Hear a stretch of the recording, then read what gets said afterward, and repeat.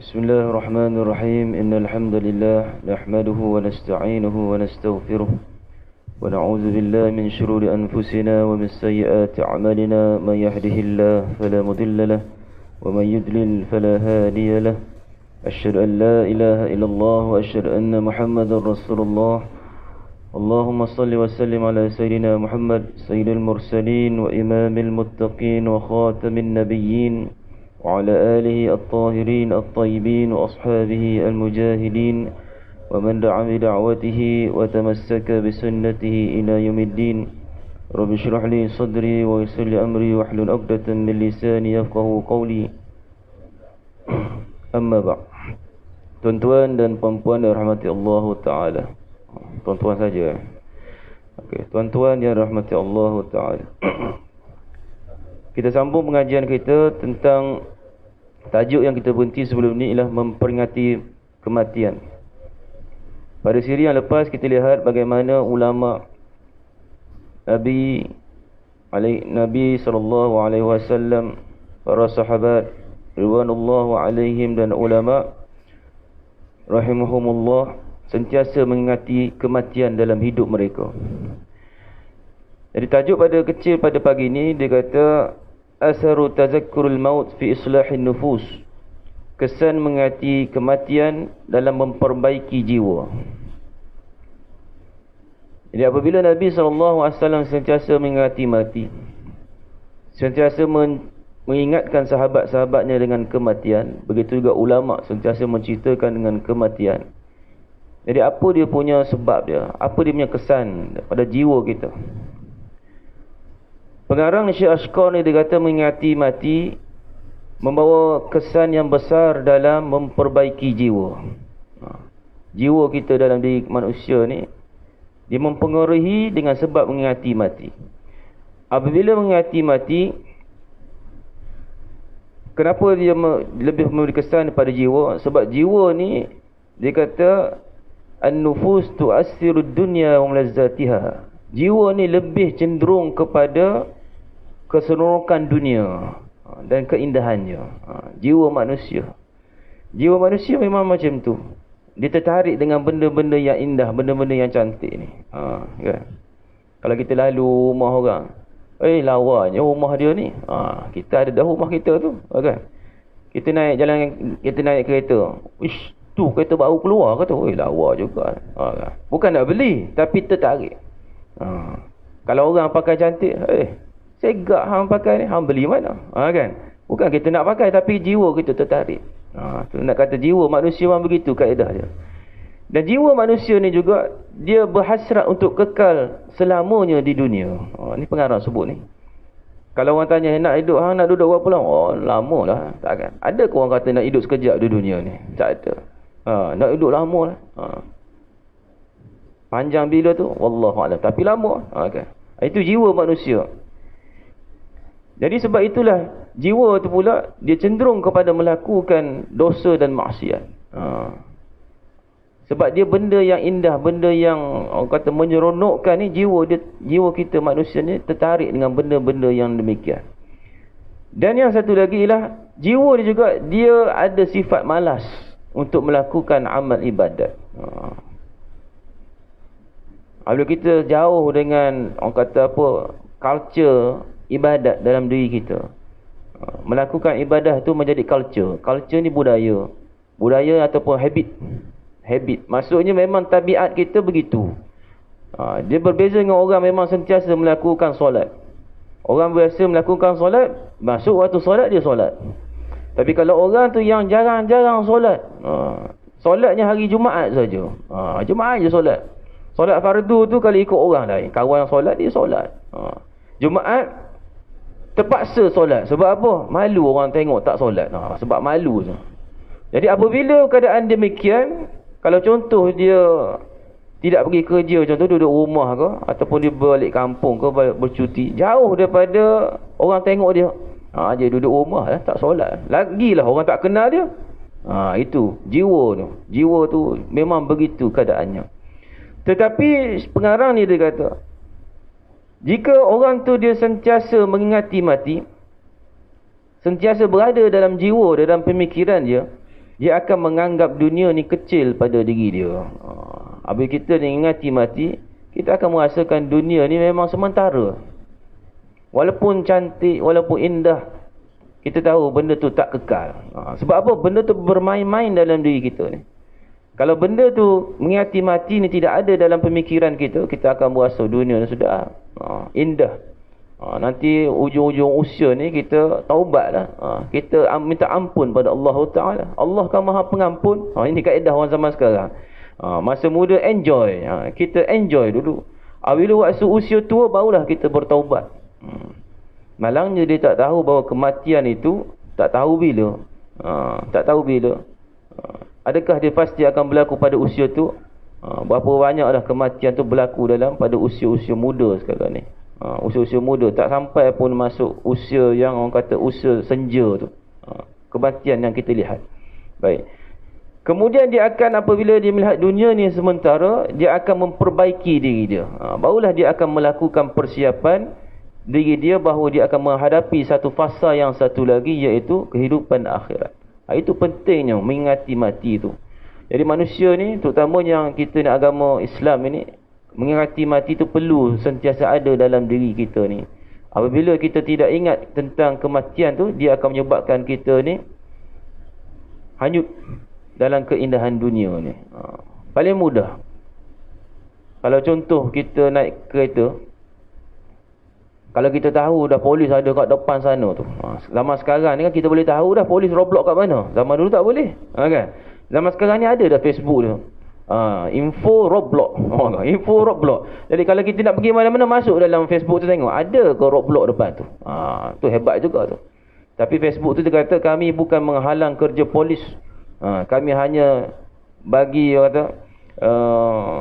bagi kesedaran pada warga Malaysia ni. Maksudnya apabila dia lalu tu, ada polis tu, jadi berjaga-jaga. Jadi apabila kita tahu ada polis ada depan tu, kita buat apa? Kita bersiap sedia. Kan? Kalau polis kita tahu, kalau roadblock ni dia akan tengok road test. Ataupun tanya lesen. Kita letak dah atas dashboard kita tu, lesen. Jadi kalau polis tanya tu, lesen tuan. Polis tak tanya pun. Dah bersedia ni. Tapi kalau kita anggap benda biasa, tak ada apa. Kita naik kereta, seat belt pun tak pakai. Kan? Kelajuan tu habis meter kita bawa je. Kan? 180, 190 bawa. Tetapi apabila kita tahu dah polis di depan tu, kita akan berjaga-jaga, kita akan persiapkan. Begitu juga dengan kematian. Jadi kematian tu satu benda yang penting. Apabila adanya kematian, dia dapat menjaga kita ni daripada hanyut. Daripada hanyut dengan godaan dunia ni, daripada hanyut daripada tipu daya yang dunia, yang jiwa kita ni sentiasa seronok memikirkannya.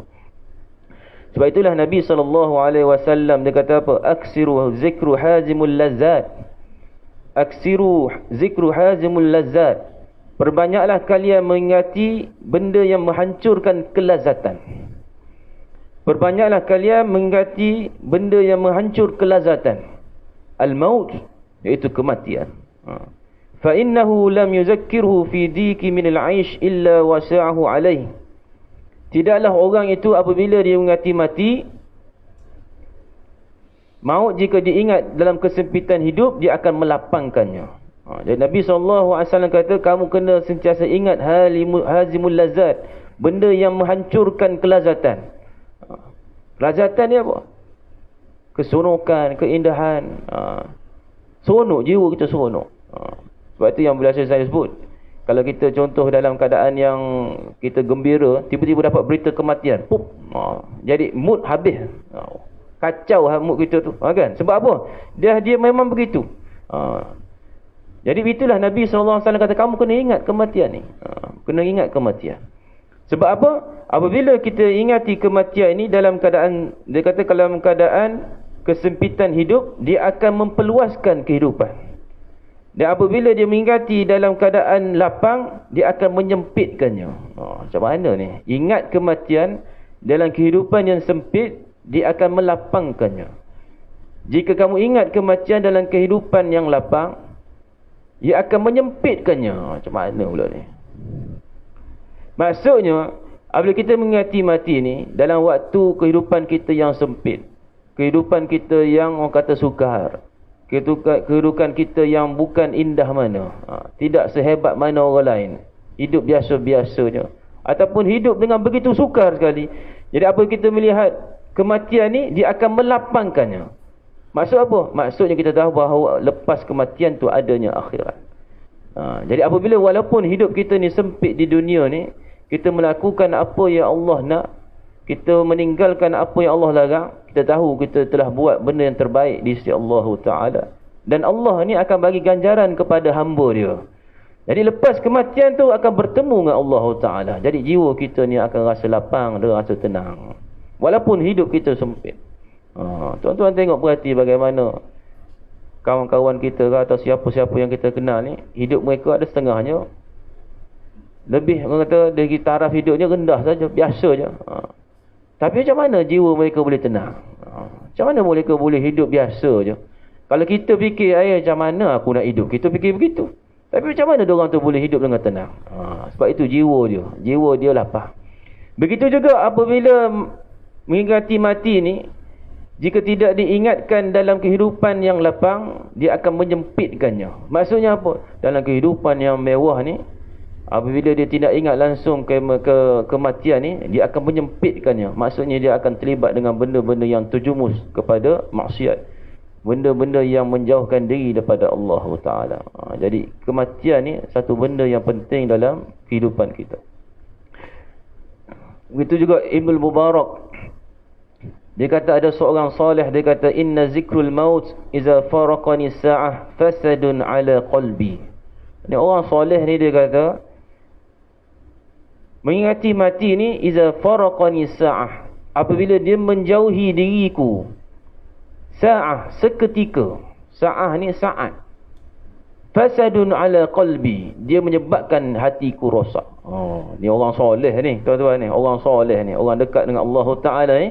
Kalau dia terlupa mengingati mati, maksudnya dalam kehidupan kita ni, terlupa sekejap mengingati mati ni, dia akan rosakkan jiwa ni.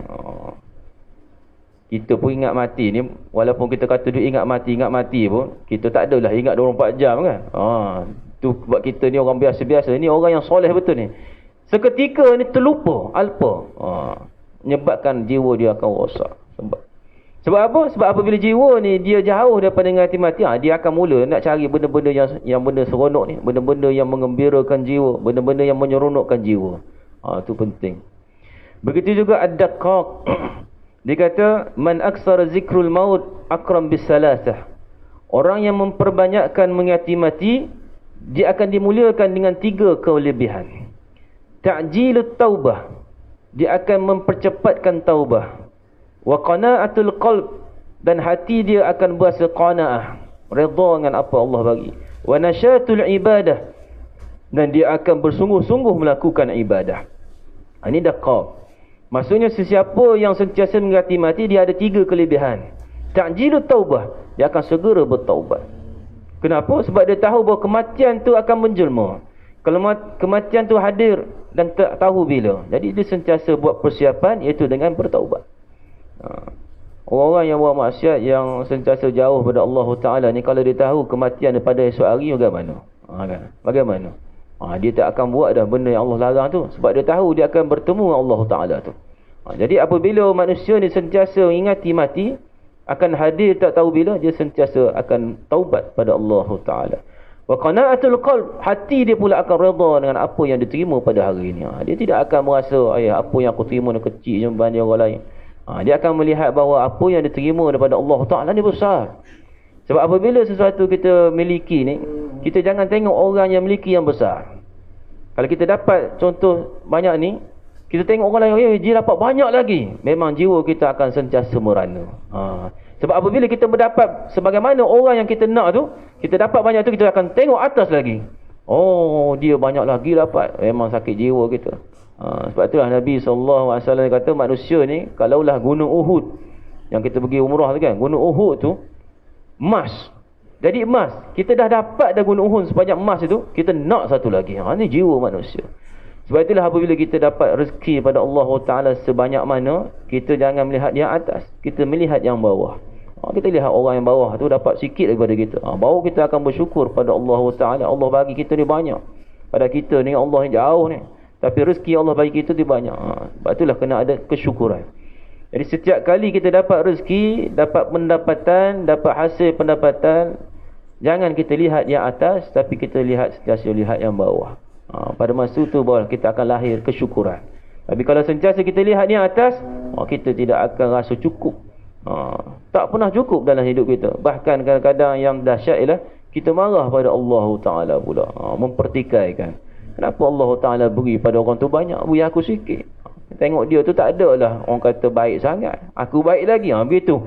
Ini yang kata tiupan-tiupan iblis ni, dia masuk dalam diri kita ni secara tak sedar. Dia tak ajak suruh buat maksiat, tapi dalam keadaan bersyukur tu, iblis tu dia boleh masuk sedikit demi sedikit. Jadi jangan lihat ni atas, lihat orang yang lebih bawah daripada kita. Pada kita pula kita akan berasa betapa rahmat Allah Ta'ala tu besar pada kita.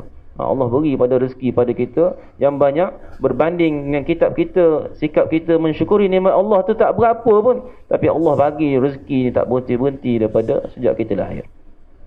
Kemudian wanasyatul ibadah, apabila mati ni menyebabkan kita akan sentiasa, orang kata apa, bersemangat melakukan ibadah. Tuan-tuan kalau pergi umrah kan, pergi umrah kan, bila kita pergi umrah 12 hari ya. Dulu lama, sekarang 12 hari. Dan sekarang tak boleh dah kan. Ikut syarat dia. Kemungkinan akan bagi lepas ni. Apabila kita pergi umrah, kita lihat diri kita bagaimana. Orang kata apa? Keaktifan melakukan ibadat. Keaktifan, aktif. Kita dekat sini ni, apabila tak pergi umrah, ibadat tu kita buat juga. Tetapi apabila kita berada di sana, kita sendiri boleh rasa kita ni terlebih. Sebab apa? 24 jam dalam keadaan ibadah. Kerjanya apa? Kerjanya pergi Masjid Nabawi, Masjid Haram, lepas tu zikiran, lepas tu solat, lepas tu balik. Balik makan. Tidur sekejap, masuk waktu zuhur, pergi balik. Kan? Zikir sekejap, balik makan. Lepas tu asar, pergi balik. Begitu. Lepas tu ulang balik. Gitulah, ulang balik kerja dia. Apabila kita berada di Masjid Haram pula, apabila kita berada dalam masjid ni, kita akan cuba sedaya upaya kita akan contoh, kita akan habiskan Quran. Baca. Kalau kita nak solat, kita solat sunat. Sebab apa kita buat demikian? Sebab kita tahu, kita ni nak duduk di Mekah dengan Madinah ni 12 hari je. 12 hari je. Rugi, kita kata rugi. Rugilah kata kita datang sini kan. Mutawif pun selalu kata, rugilah dia kata. Kalau datang sini, tapi hanya buat umrah saja. Lepas tu, solat fardu. Yang lain tinggal. Boleh juga buat, tapi rugi. Jadi kita sentiasa buat begitu sebab apa kita tahu ni. Sampai hingga kalau kita target nak habiskan Quran tu dalam 12 hari. Jadi semakin laju kita baca, semakin kita tak peduli kau lain. Sampai tahap kalau waktu makan pun tak apalah, saya duduk kat masjid. Kenapa? Sebab kita tahu masa kita banyak tu. Jadi sebab itulah apabila orang yang mengingati mati, dia tahu dia punya masa tu dah Allah tetapkan bila ni. Dia tak pasti dia akan 10 tahun lagi, 5 tahun lagi. Jadi dia akan melakukan ibadah sebanyak mana yang dia boleh lakukan.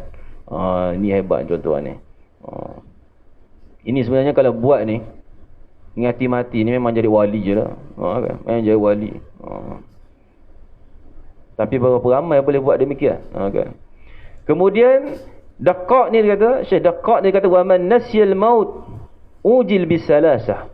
Tetapi orang ini yang lupa mengingati mati, tak suka dengar cerita tentang kematian ni, tak suka dengar cerita tentang akhirat, tak sedap.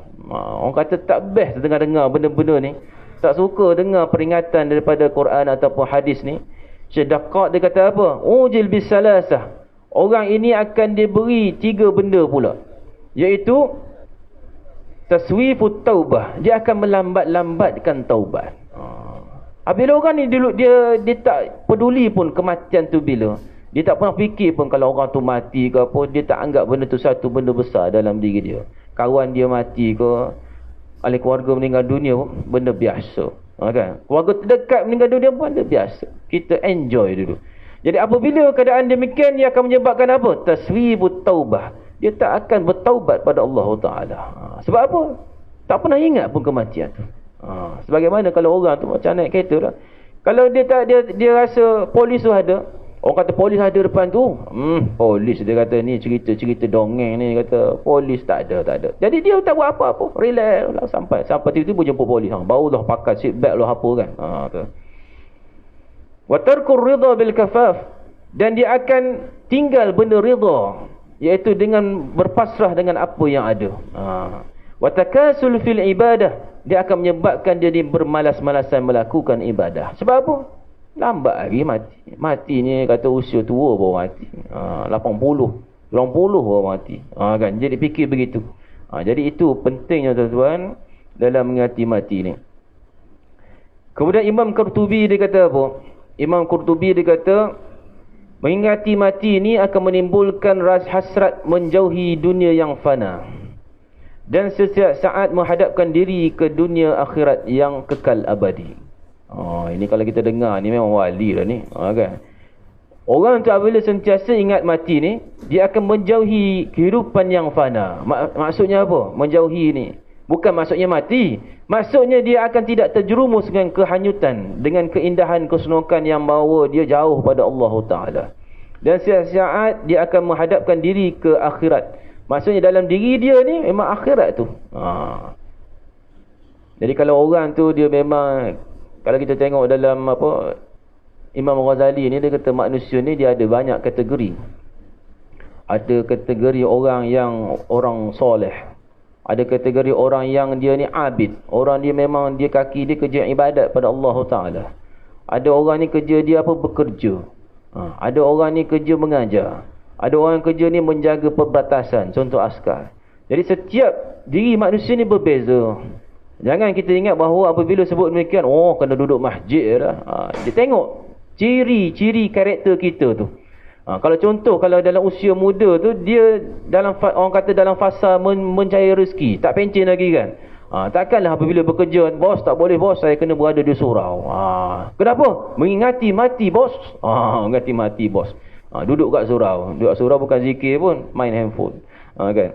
Jadi dia berbeza. Kalau orang tu masa dia dalam fasa dia bekerja, masa usia yang muda tu, dia bekerja. Tetapi semasa usia dia bekerja tu, dia sentiasa mengingati mati. Maksudnya apa? Apabila dia melakukan kerja ni, dia tak pecah mana. Dia tak rasuah. Begitu cara dia. Begitu kalau orang tu dah fasa kerja dia dah tamat. Fasa orang kata bersara. Bersara beza pula dengan orang yang bekerja. Jadi cara dia berbeza. Jangan kita kata kalau nak mengingati mati ni jauh pada dunia, aku duduk masjid. Bukan. Dia bergantung dengan individu tu.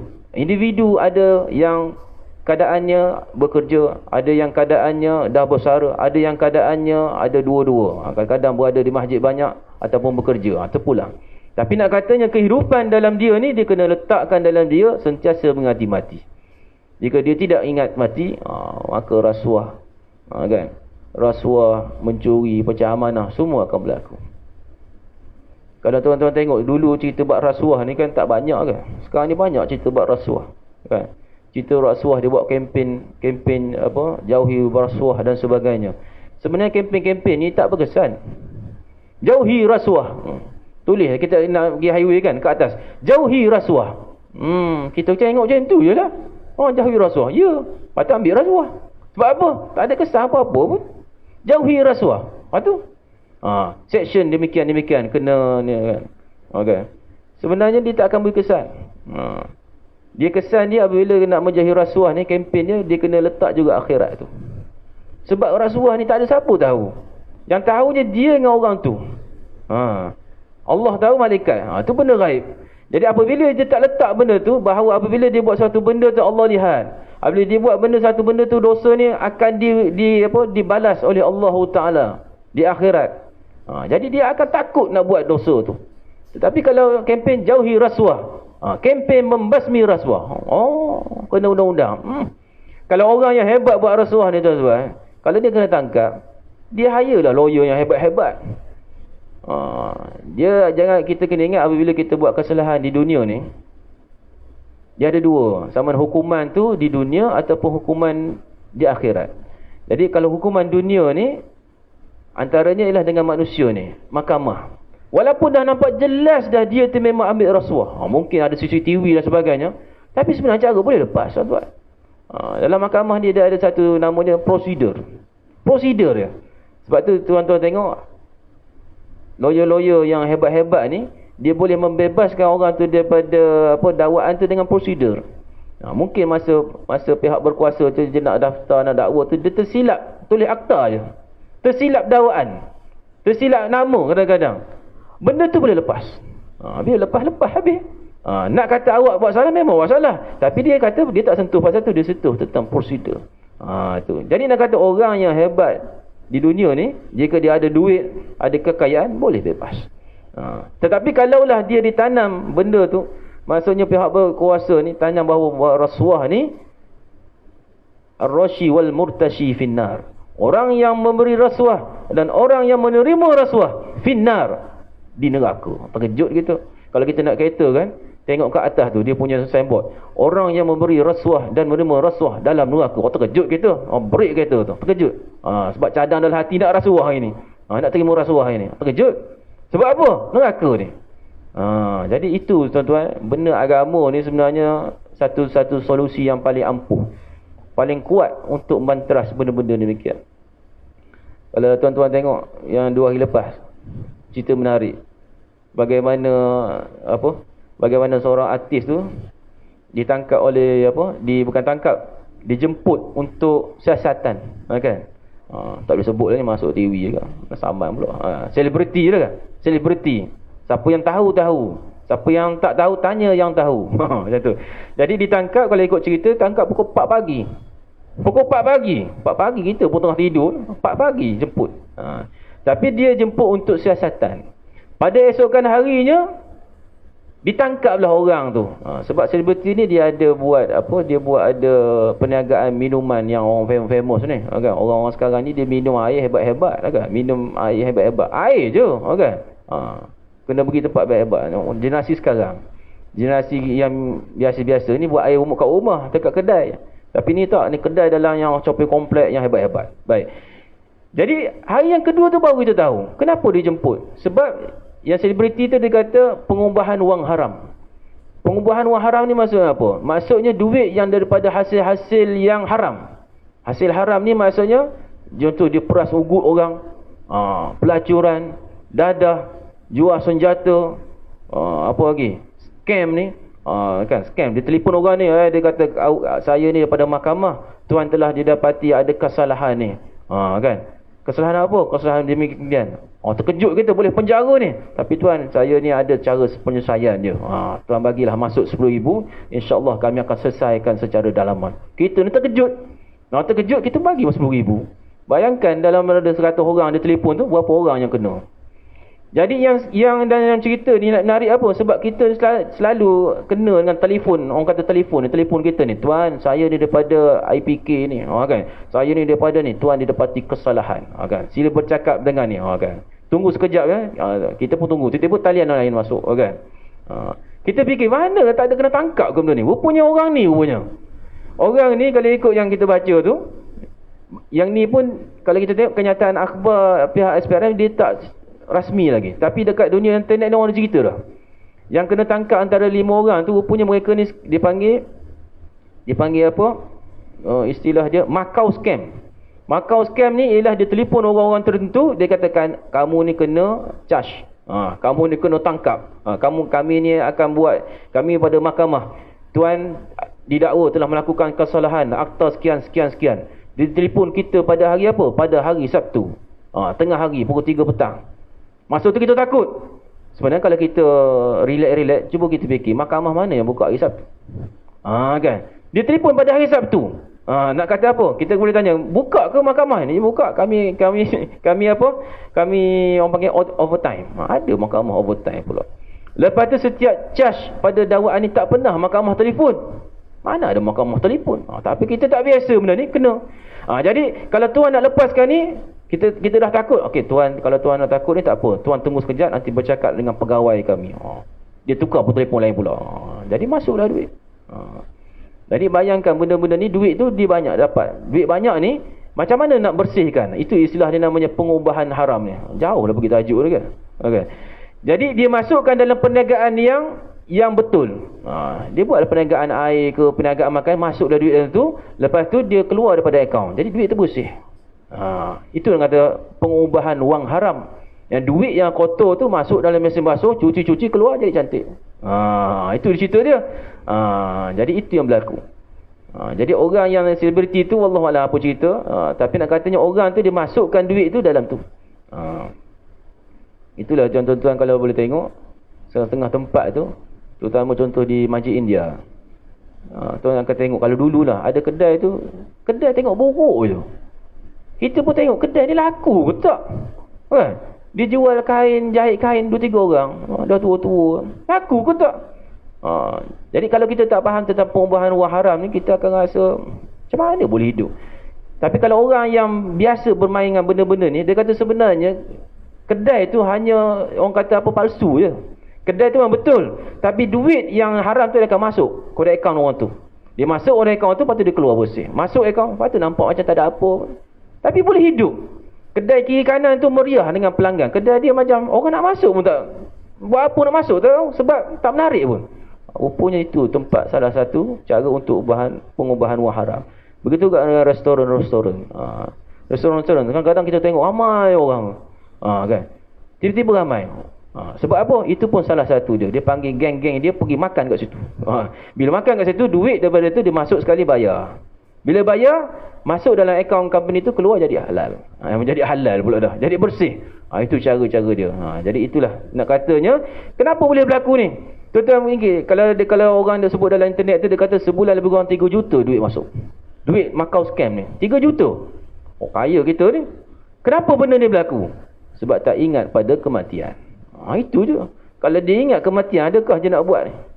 Yang kita nak cerita ni orang Melayu kita ni, bukan orang bangsa lain, Melayu kita ni. Jadi itu nak katakan bahawa apabila orang dia lupa kepada kematian, dia lupa segala-galanya. Dia ingat hidup ni indah. Rupa-rupanya polis sudah pantau lama dah mereka ni. Baik.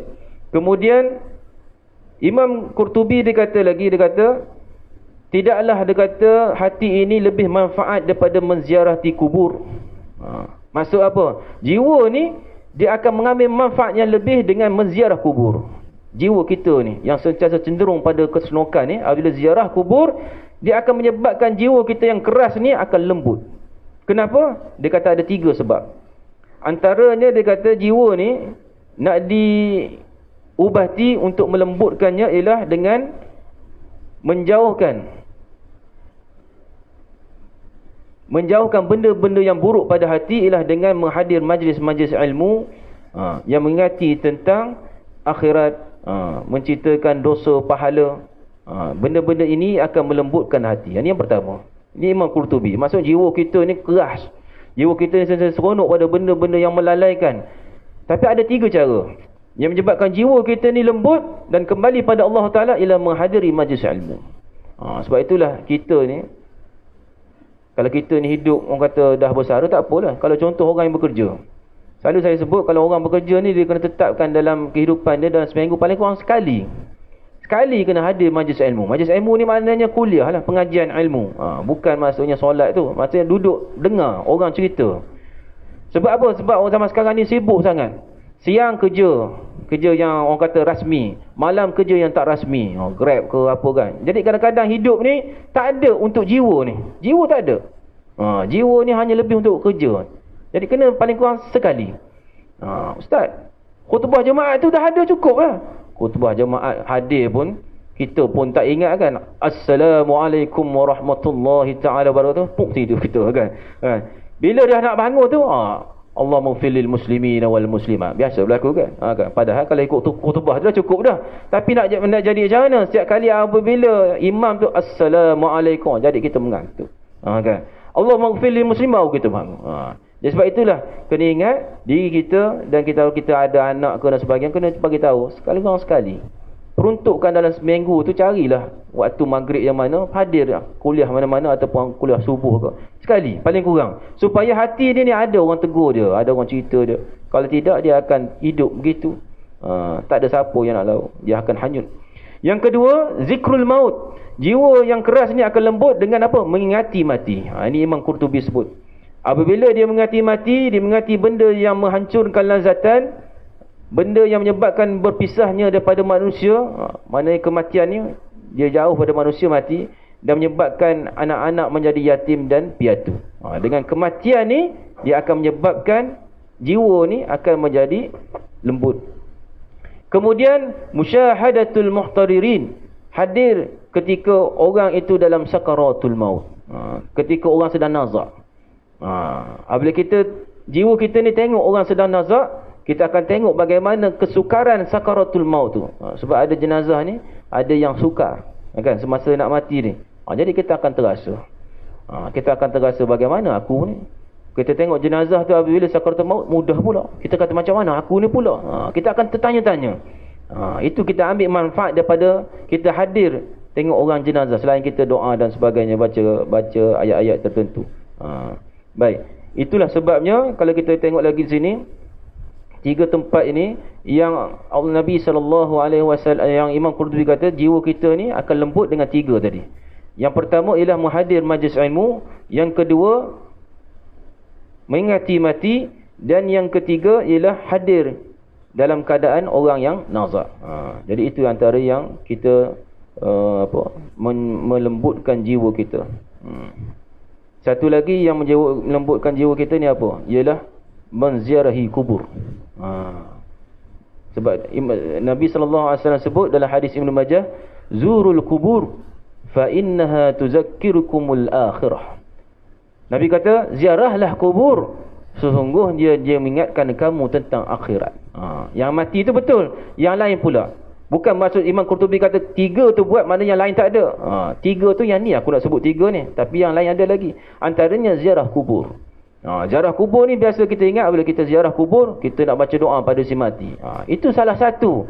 Tapi sebenarnya apa? Untuk diri orang yang hidup. Dia tengok kubur, tengok kawan kita, dah jadi jenazah dah, tengok kawan-kawan dulu. Jadi kita akan teringat kematian tu hampir. Apabila kita tengok dalam keadaan kubur tu dengan semuanya kubur batu nisan, dia mengingatkan akhirat. Akhirat nanti begitulah. Dia akan bangkit semua seorang-seorang daripada kubur tu. Tapi kalau kita tidak ziarah kubur langsung, dia tak akan tercetus benda tu dalam jiwa kita tu. Baik. Sebab itulah tuan-tuan, dalam ziarah kubur ni tidak boleh kita nak berpesta-pesta ataupun nak bersuka-suka di kubur. Ada setengah orang, setengah tempat lah, dia buat macam contoh masa hari raya tu, dia buat tahlil perdana. Tahlil perdana di kubur. Kan. Tahlil tu boleh nak buat, kan. Siapa yang nak buat tahlil buatlah. Siapa yang tak nak buat tahlil tu tak payah nak bising-bising lah. Tapi nak kata dia buat tahlil di kubur. Ramai-ramai pergi kubur ni, panggil keluarga sana, panggil keluarga sana. Jadi macam pesta pula. Tu masalah dia. Nak buat boleh, tapi sebaik-baiknya tak payah buatlah di kubur. Bila dah ramai-ramai ni jadi macam pesta. Kubur ni, apabila kubur ni sepatutnya apa? Kita tengok kubur tu kita ingat kematian. Tapi bila macam pesta ni, dia macam show heboh lah pula. Kan? Ada jenazah tu tak rasa apa-apa dah. Nak gembira dengan jumpa kawan sini, gelak-gelak sana, gurau senda. Itu bukan. Tak sesuai benda-benda demikian buat di kubur. Tahlil perdana. Kan nak buat masjid pun tak apa. Sebab apa? Asal usul tujuan tu bila ziarah kubur tu, mengingati mati. Allah Ta'ala sebut dalam surah Al-Azim yang kita biasa baca, Alhaakumut takasur hatta zurtumul maqabir. Kamu ni, Allah Ta'ala tegur orang kafir Quraisy, kamu ni dah lalaikan dengan mengumpul harta yang banyak-banyak.